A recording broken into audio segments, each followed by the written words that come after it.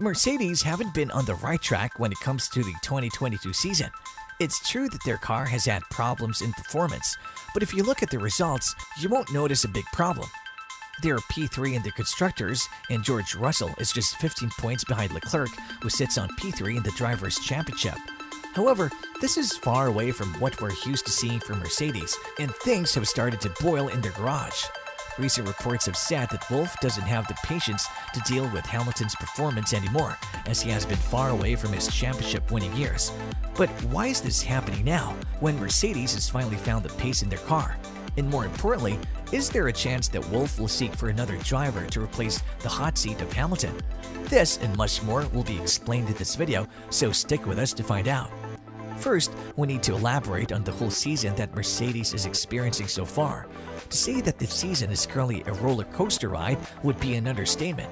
They managed to get P3 and P4 on their debut after the two retirements of Red Bull cars, and all of their podiums have come after the reliability issues of their main rivals. In Australia, George Russell has scored P3 just because Verstappen retired early due to a fuel pump issue. The same thing happened in Baku, where both Ferrari retired and Russell was able to climb on the podium yet again, and Hamilton finished P4. Barcelona saw Russell finishing P3 after the retirement of Leclerc too, while Hamilton made immense progress through the field to finish P5 after ending up P19 after his collision with Magnussen. But what's very interesting about Hamilton this season is that it seems like he doesn't care about winning at all. He doesn't take the risks that Russell does, such as when the younger Briton put on slicks on his Mercedes to try and fight for the pole position. Yes, many of you would think of this move as dumb and immature, but Russell has shown that he will do whatever it takes to fight for pole position and for the win. At the end of the day, Mercedes can surely achieve P4 and P5 even with them starting lower on the grid. So the risk was nice to take even though it ended as it did for Russell on Saturday. He still managed to secure P4 without bigger problems, so one could understand why he wanted to fight for pole so bad. This is far away from the championship-lacking mentality of Hamilton. In a couple of races this season, it seemed like he wasn't even willing to race at all. In Barcelona, when the collision happened, he suggested, "I would save this engine if I was you guys. I'm sorry." The engineers had to talk him out of this and tell him that he has a chance to finish P8 or higher. In the end, he finished P5 and was P4 at one moment, passing Sainz in the Ferrari, but was forced to leave that place due to a possible retirement issue. True, had to pass cars that were much slower than Mercedes, but he knew that before he suggested the retirement of the issue, and it's something that we aren't used to seeing from a guy that always posts motivational stuff on his social media. Another situation is his performance in Imola and Jeddah. In Jeddah, Hamilton wasn't able to pass Q1 and finished his qualifying session in the first 18 minutes.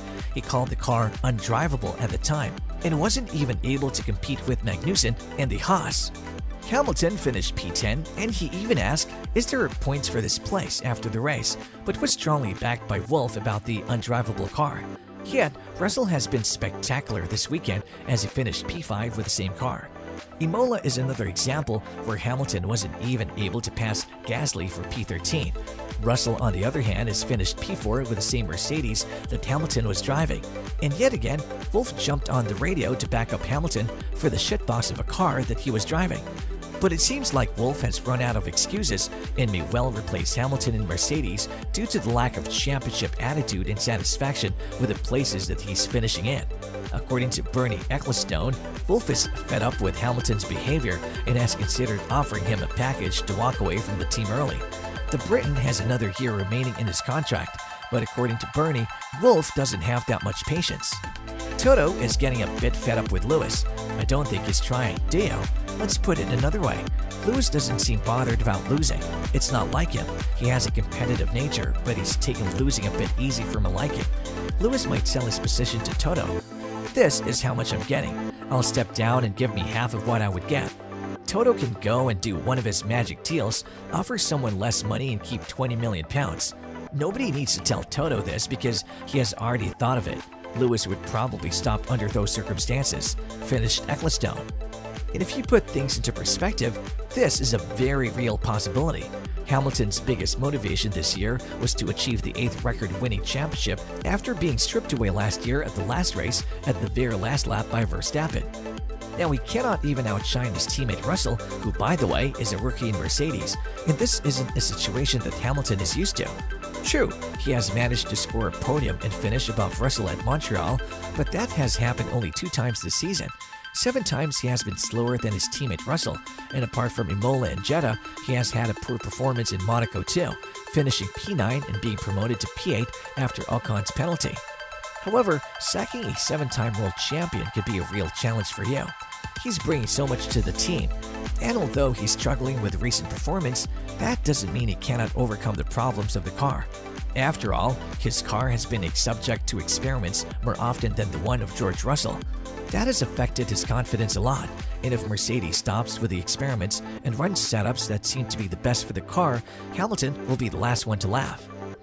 It's true that he has had some controversies with FIA too, regarding the jewelry scandal and him wearing every piece of jewelry on his body after FIA said that it would be illegal to do so. This has happened on Friday at the Miami GP, and possible penalties about Hamilton regarding Monaco have seemed like a real possibility. However, they didn't happen, and Hamilton was able to run away with his actions. It's not very pleasant for Wolff to deal with this kind of behavior in his garage. And although every F1 driver has a right to stand up for what he believes in, beefing with the governing body of the sport that you're competing in is never a good idea. Plus, Mercedes are planning on bringing new upgrades to Silverstone. We still have no idea what kind of upgrades will these be. But it seems like the team has found the perfect and optimal setup for tracks like Silverstone. The first hint was at Barcelona GP, where the car wasn't porpoising nor bottoming out either. But other tracks haven't been as smooth as them due to their surface. Tracks that don't have a flat surface have been a challenge for Mercedes due to their bottoming out problem. And Silverstone will most likely not apply this problem to their performance.